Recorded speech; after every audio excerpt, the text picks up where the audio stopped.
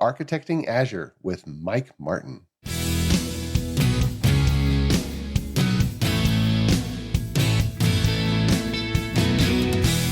The Azure DevOps Podcast is a show for developers and DevOps professionals shipping software using Microsoft technologies. Each show brings you hard-hitting interviews with industry experts, innovating better methods, and sharing success stories. Listen on to learn how to increase quality, ship quickly, and operate well. And now your host, Jeffrey Palermo.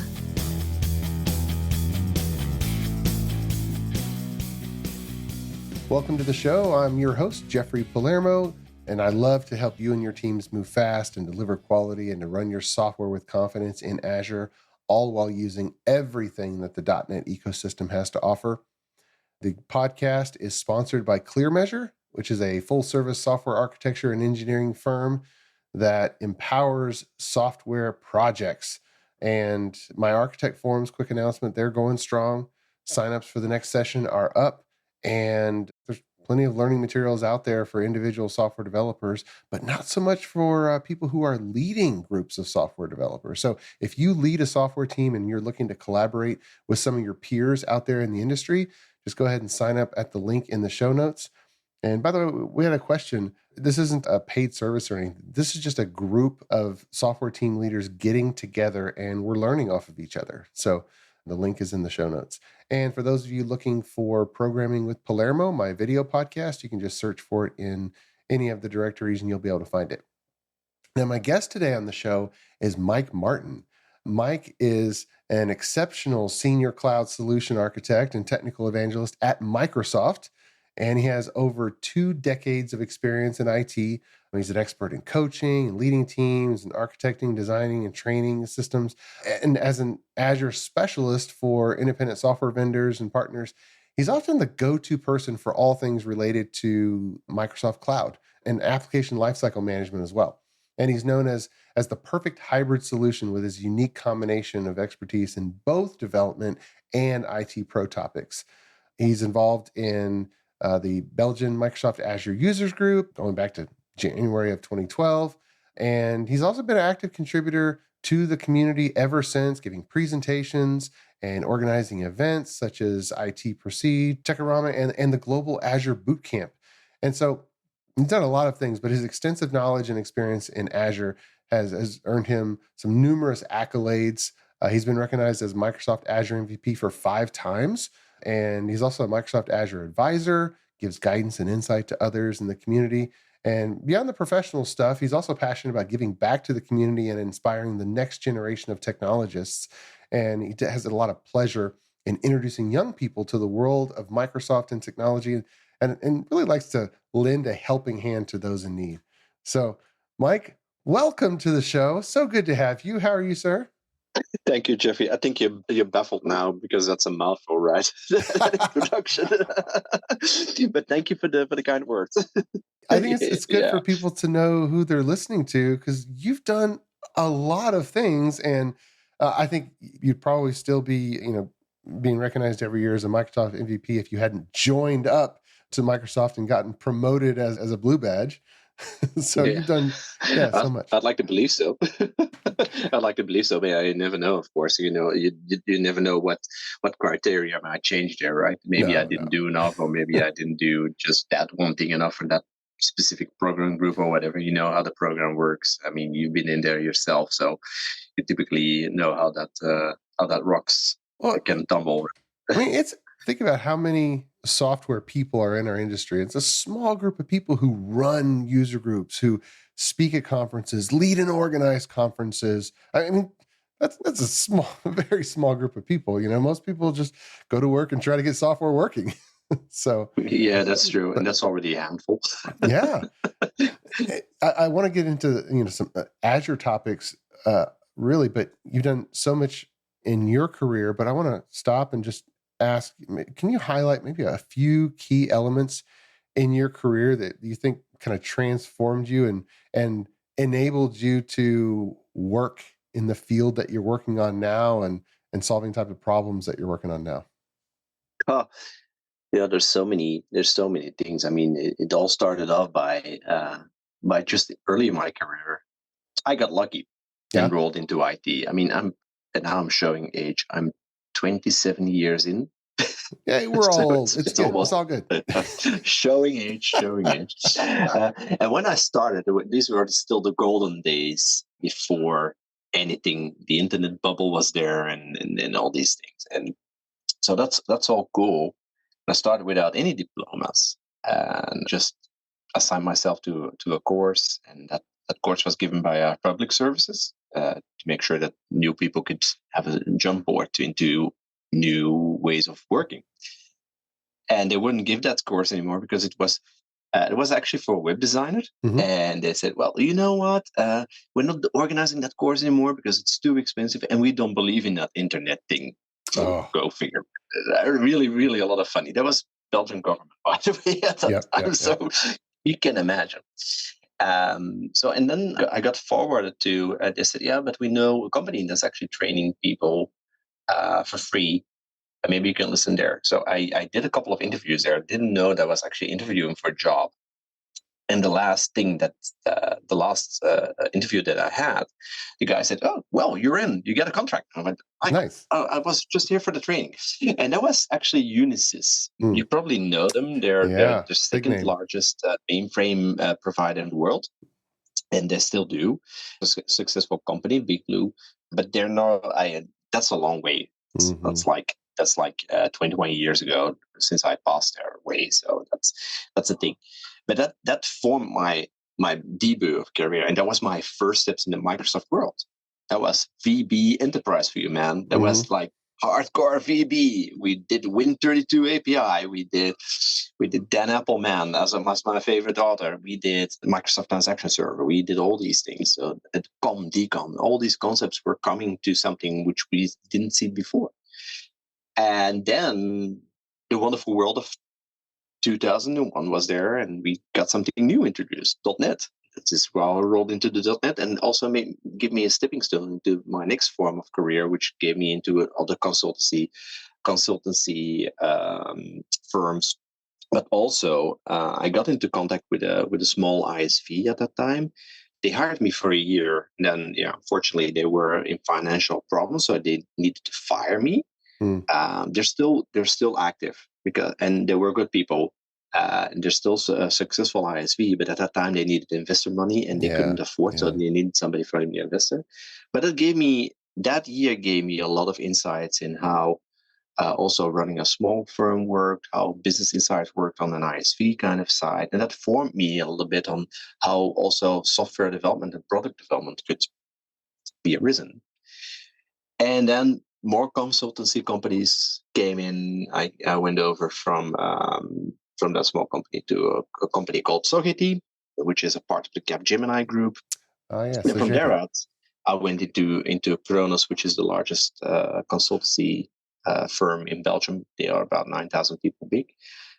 But what happened in between is that I actually started leading software teams. I also did some systems management at the same time, did implementation at certain customers, started to live more with application lifecycle management. And all these events followed into the biggest event that happened then was 2009, when they announced in 2008 on the PDC this little thing called .NET services in the cloud. Remember that? So that was the first actually hidden notion of Azure. I remember Ray Ozzie talking about that. And in 2009, I actually got my hands on that. I was really early in that, and I started playing around with it. Cloud services came up, but we also had SQL services online and all these things. There was these other cool things in there, like a live mesh and Popfly. Remember those? I don't know whether you still remember those, but those are the meshing software where you can measure all these endpoints, and those were the first concept of REST APIs, and all these things made me want to do more with cloud. And this is where actually I got reborn as a true architect, because now I could combine everything that I gathered over this last 12 years. I could now adhere to into the next phase, which made me do cloud computing, cloud development, cloud design, and the platform evolved with me. And I got to be there from day one. So I can actually say, yeah, we grew up together from that point of view. Yeah. And nowadays I can say that I, without bragging, but I still try to keep up with every single change that we have at Microsoft, because now I'm blue badge. I made my dream come true. But it's really, for youngsters, it's really, really hard because they don't know typically what they're doing. And without being like giving a slap on the hand, cloud computing is like a very rigid and complex thing. Yeah. And I see a lot of people doing it wrong. And that is where my additional passion comes from, and where also my love for ISVs come from, because typically they have great ideas, great business ideas, and they have a business model that is like, oh, I got the next big fourth thing idea coming up, and let's do this. But if they don't get the guidance correctly on how they should proceed with that, and even build for their operations, they will at some point fail. I always give the analogy with you're sitting in a car going at 300 miles per hour. Yeah. There's a wall in front of you. And guess what? No brakes, no airbags, and no seatbelts. Have fun. Not bye. Good. And then I'm out. So that's how my life is now more focused on helping people designing, making sure that there's a notion of FINO, which is failure is no option. It's always imminent. It's always there. And I try to do the thing with resilient design, with resilient architectures, with designing for failure on every levels of software development, whether it's on the part of security, whether it's on the part of the coding that they're writing, whether it's on the infrastructure. All these things need to play along. It's really hard to do, but it's also a lot of fun. And then also keeping in mind that they need to become successful as an ISV. So that's, in a nutshell, how my career the last 27 years was formed and where I am today. Awesome.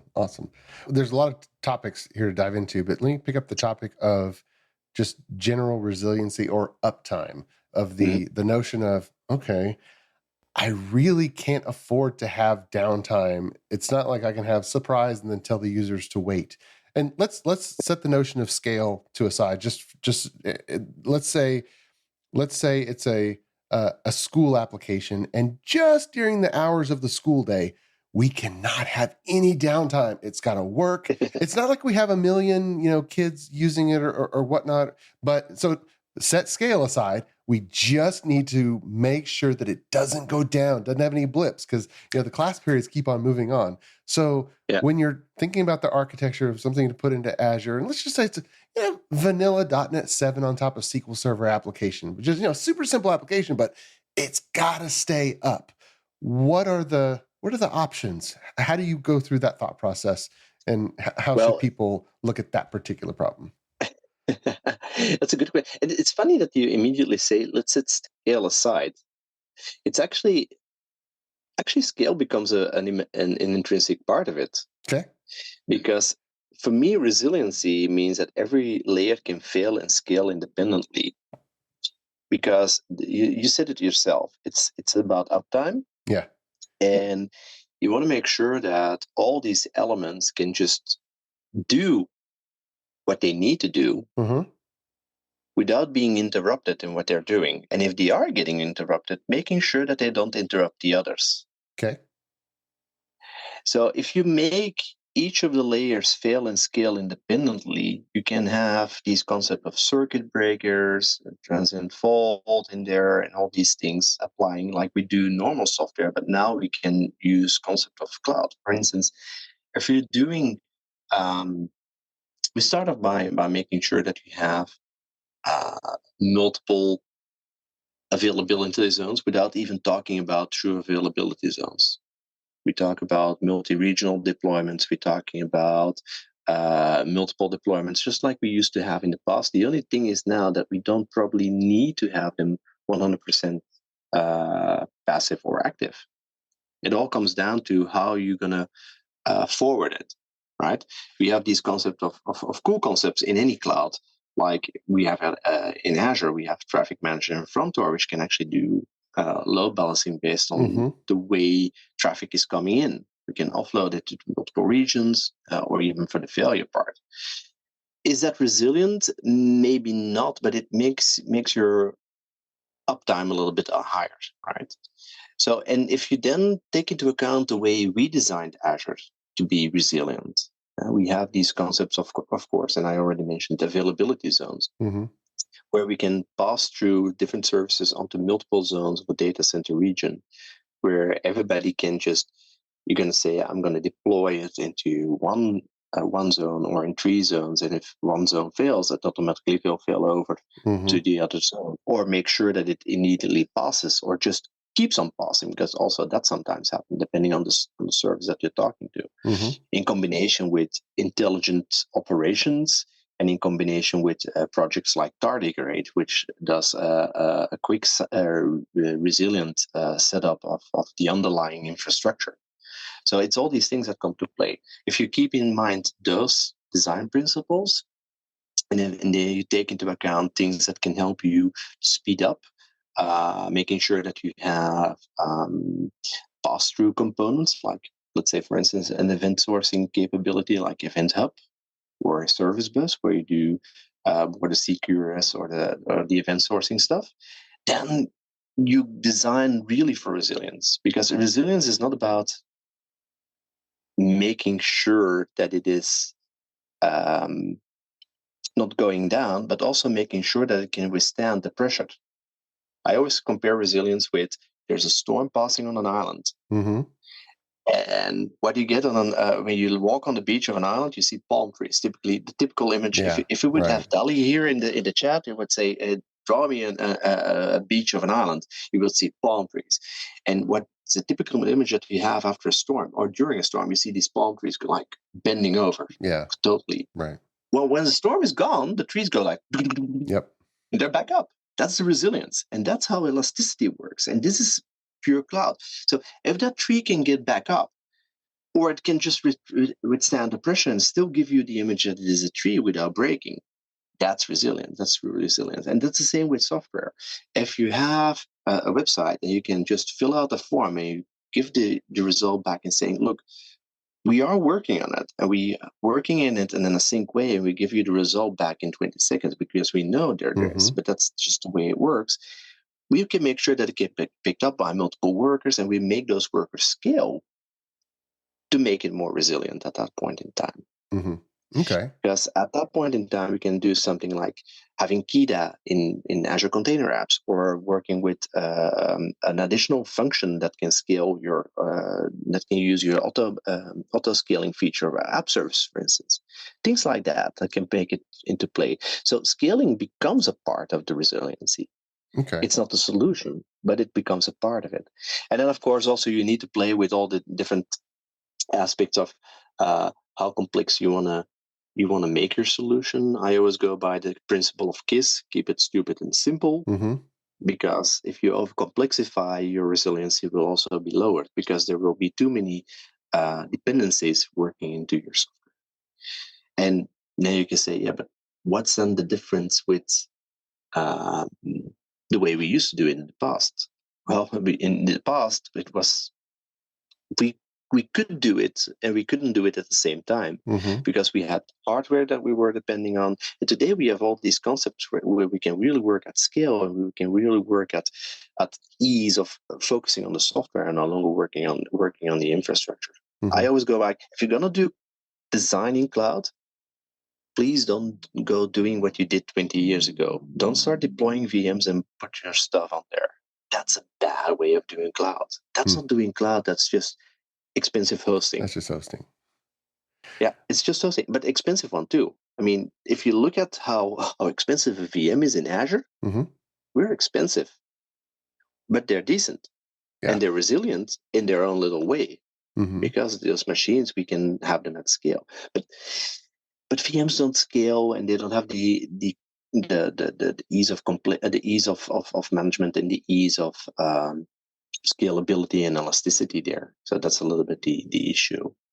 And if you then take into account more PaaS services and use maybe some SaaS services into the mix, Of course, you then create a dependency on a third party where you don't know what the SLA will be or what the resilience will be on their behalf. Mm-hmm. But you get where I'm going, right? Sure. You are going to design keeping into account all these different aspects and making sure that you apply things like 12-factor success on apps, reliable web patterns, all these things. Put that into the mix, put it into a decent infrastructure between quotes, because infrastructure typically is being seen as an old VM style and networking all these components. But you want to see without that, you want to see what the capabilities of the platform can give you in that return, and this will give you a more design for failure.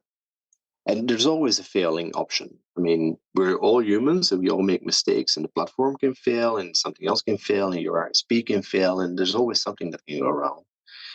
And can you take away all the aspects of resiliency? No, you cannot, or not being resilient, but you can get as close as possible to 99%. Yeah. Many thanks to our podcast sponsor, ClearMeasure. ClearMeasure is a software architecture company that empowers clients' development teams to be self-sufficient, moving fast, delivering quality, and running their systems with confidence. Whether starting a new project or developing new technologies or techniques, ClearMeasure sets up your team to deliver world-class results. Learn more at www.clearmeasure.com. ClearMeasure, empowering software delivery. ClearMeasure is also happy to be a sponsor of the video podcast, Programming with Palermo.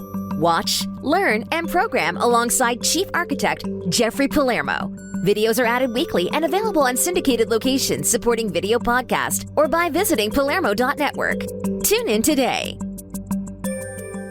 Now, if you are a software as a service provider, then that's a certain mindset of how reliable you need to be and how resilient. But if you're building an application for your own organization and you know exactly how many people are going to be using it and you know their working hours, but you just trying to kind of put the blinders on for a little bit and you just want to make sure it's up, then how do you, and you coach people all the time, how do you coach people in the decision of the level of resilience? Certainly just throwing an app on app service and then ignoring it is probably not a recipe to avoid surprises, right? But at the same time, at what point do you say, "Oh, I'm going to have resiliency across Azure zones," and you know what? I need to have resiliency with Azure because Azure may go down, so I need to also be up on AWS and Rackspace and have. At some level, you say, "No, this is good enough for my organization where I know all of my users." How do you coach people through making the decision at what level, how far to go, where they're actually going to get a return on their investment? Yeah. So the first thing that I typically do with them is not looking at the technology at all. Okay. I first look at their business model and what their promises are to their customers. Mm-hmm. And that is somewhat related to their technical impact. So I go with them and say, so how do you sell your software? And what is your typical SLA that you want to deliver? Mm-hmm. I had it once at a really an ISV who went like, yeah, but we are giving you 100% uptime. Good luck with that, because we don't even provide a 100% uptime. That's right. And guess what? All the components that you're going to use are going to lower your uptime. Yeah, but we're having multiple zones and we're having multiple regions, and will not help. I mean, if your SLA, your calculated SLA is bounded to the lowest SLA that we offer as a service, so you cannot go up there, right? And even then, who said that your software is really designed in the most correct way? So it's a discussion that you need to have with them, and it's good that you bring it up. To what level do you go?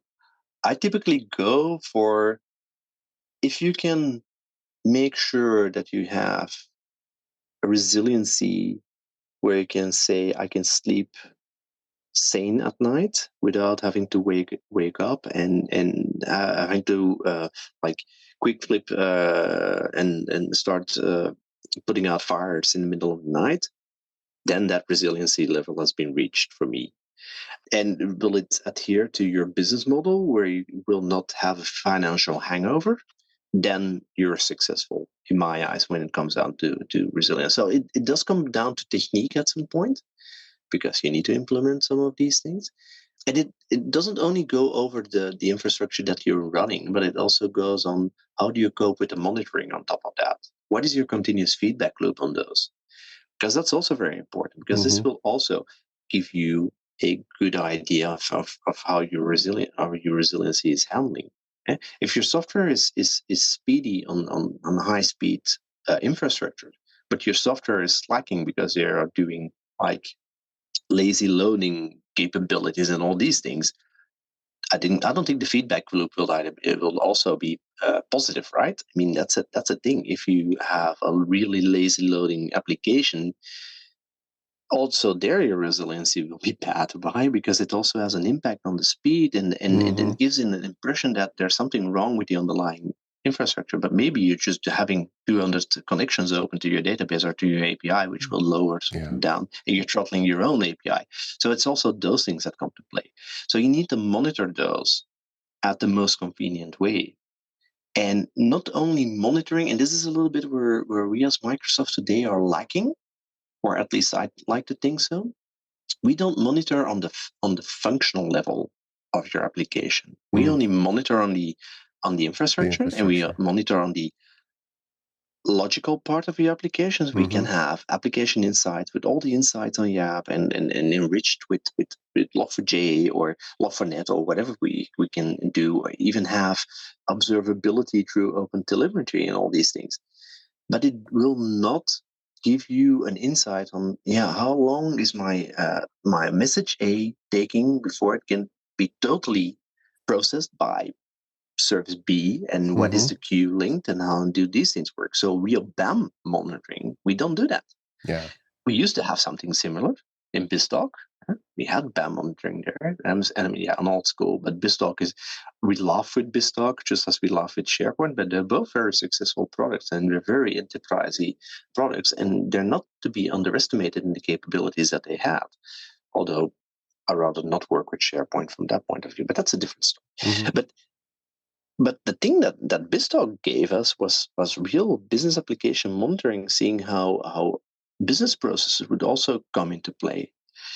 And it's all these things combined that you need to bring back to the ISV and saying, you're building a SaaS. How do you want to sell it to your customers? How do you want to go along with your customers? And even more important, what is your take on it if you want to onboard customers, and how long do you want to take it? You want to add additional stuff to that? You want to make it sure that they can do their own stuff, or is it you that are going to implement it without actually having to do a full implementation? The software deployment is be like, here, shut up, take my money, here's my credit card, I want to use your software. But if you then as a company want to add to, but we're going to help you configure and understand your business processes, because there's an entire thing behind that, this process cycle, fine by me. But that's a different story, right? But it also comes to play because the more configuration you have, the heavier the processes will be. So that also needs to come to play with those customers. So, and that for me is also part of your full story if you're talking about resiliency and building for failure, because this will bring your success. I'm glad that you brought up the point of functional monitoring as it comes to resiliency, because I've noticed that, and you're right about that. And I think probably the majority of the developers listening to this podcast have never encountered BizTalk in their professional world, just because it was kind of on its way out in the early 2000s from a popularity perspective. But it was a broker style messaging system, but to use it, you had to take functions of the software, and you had to create a message, or you had to create a little file with data that said this thing needs to happen, and then it would route somewhere and somebody else would do it. Same thing as web services, where we have an HTTP file, packet that goes across, or a queue, a message in a queue. It's a little JSON bundle that says something needs to happen, and here's some data to go along with it. But even within a single web application, What certainly I've thought about that, but what patterns do you advise your customers on to make that kind of thing happen, where now we can hook up existing monitoring tools to get that functional level of monitoring? What do the coders have to do a little bit differently? It's a good one. And luckily, I can actually point them to something now, because we have something on paper that can actually help them, and which I'm happy that we did. Something that I helped writing, but it's something that I've been talking about a lot, and it's called the Reliable Web application, and it talks about actually the success, the 12 factored app. It takes that into account, and we talk about like a circuit breaker, like all these things, like these application patterns that you need to implement. And it will give indeed a guidance framework to developers to see, look, you need to look into this, you need to look into that. And we have them for both .NET and for Java. They're still a work of continuation, and they fall under what we call the well-architected framework. Because this is the next level. This is actually the level below the Azure infrastructure, because this really talks about your app, but it's really focused on how we can implement that inside of the Azure building blocks together with the application that you're building. And just to give you an idea, there's a transient fault and fault retry element in the connection that we have to SQL Server, which is out of the box available, but you need to apply it if you don't know about it. And of course, you need to implement certain factors on the SQL Server itself too. Failover groups will help you there, always on capabilities. Making these things work a little bit better and making it a little bit more resilient in the end as an application again. And then for the observability part, I would strongly suggest take a look at, of course, look into a correct monitoring. If you're writing away errors, that should be a thing. I mean, you should always do exception handling. There's still too many people that don't do that. Go figure. But there's still this thing of we handle exceptions, but we don't do all exception handling. And that's a little bit of thing, and I see that happening way too much. I think I even saw, I think it was Yves Roeleven this week who also posted something on LinkedIn regarding to that, and I said, yeah, actually you're right. I see too many of these things still happening. So that's not something that you should be neglecting. And you should monitor those things, but you should also monitor your functional faults, writing those away, and making sure that you have an observability pattern on top of that. How can you do this? Well, typically you can take a look at, you can combine a couple of practicalities. If you're doing .NET, think about things like implementing a service mesh to see how your communication is flowing, and then pick up some of the signals that you have in there. That could be either an STO, or that could be open service mesh that we have. And maybe try to have a little bit of Dapper on top of that. Just sprinkle some Dapper over it to make your deployments a little bit easier. But also there's that's capabilities. DAPR, not the Dapper ORM, right? Yeah, exactly. But you can, these things will adhere to the technical monitoring, but also give you a little bit of better understanding how communication between services run. But you still need to implement the real functional part. There's a real cool ISV solution for that actually does that in a neat way. I don't know if you ever heard about them. There's Serverless 360, which has a really good capability of hooking into the APIs that you have, and then you say, well, we also need to monitor that service bus, and they will actually bring you up a mapping and give you a good overview of what you need to start monitoring from a functional point of view. Today, I hear a lot about observability through mainly open telemetry, but again, that's just technical monitoring of how the communication is being set up. You don't have a full flow going through there. So it's all these things combined. And again, as I mentioned earlier, we don't have a single shot solution at Microsoft yet. I do know that Kent Weir last year opened up a public survey on if we were going to make business application monitoring, would you be happy with that, and what would it look like? And it was a Microsoft form survey that they ran out. It's about a year ago. I don't know where they are with that thing. That gave me hope because that would be something that could start spinning up, hopefully anytime soon. Yeah. Awesome.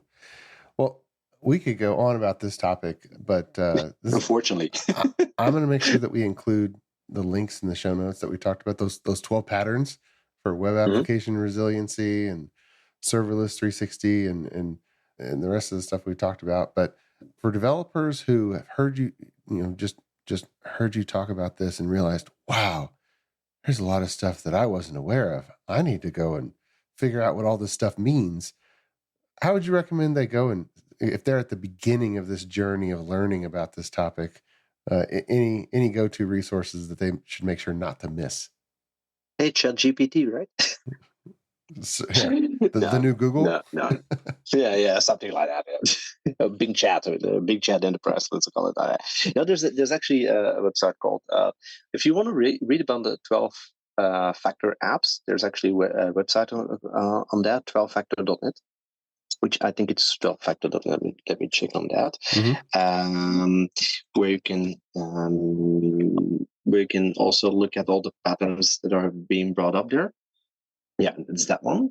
And we also have, I will paste it, I will give it to you in the chat. Also, the other one, there's also on the Microsoft Learn pages, there's reliable web applications for .NET and for Java.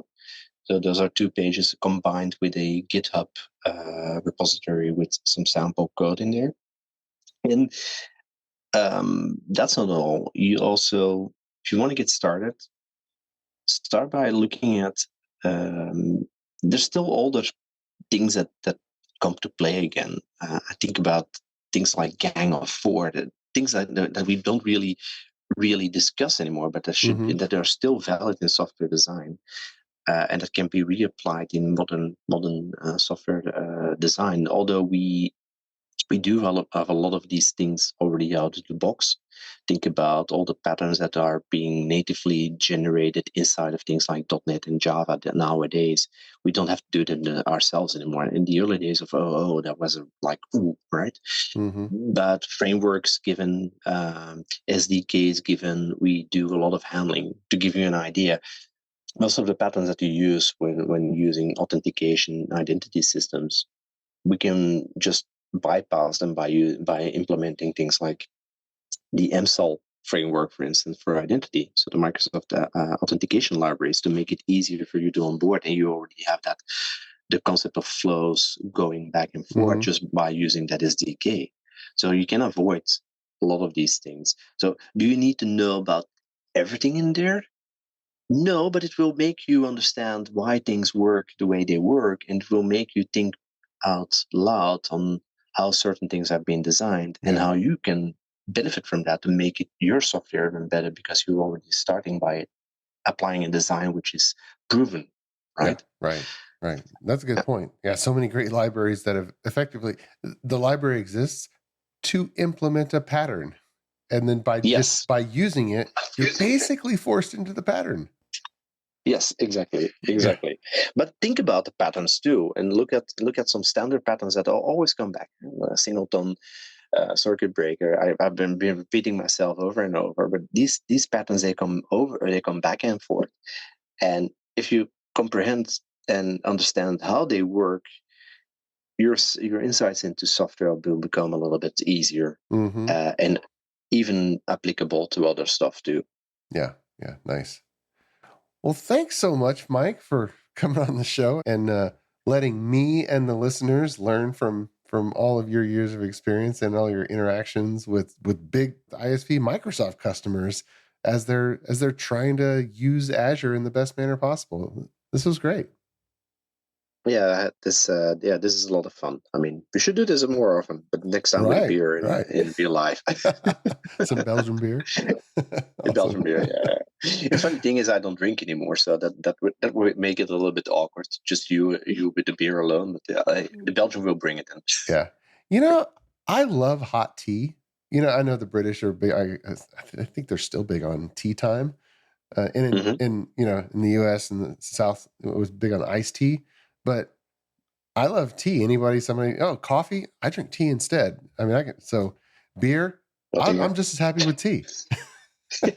All right, we have a coffee and a tea then, because I drink the coffee, unfortunately. Yeah. Nice. Awesome. This was really fun, and I definitely thank you again for having me on the show. And was something I was looking forward to this week. Really true. My pleasure. And until next time, keep shipping. You've been listening to the Azure DevOps Podcast, a show for developers and DevOps professionals shipping software using Microsoft technologies. Go to www.azuredevops.show for show notes and other episodes. On behalf of your host, Jeffrey Palermo, and our sponsors, thanks for listening, and may God bless you.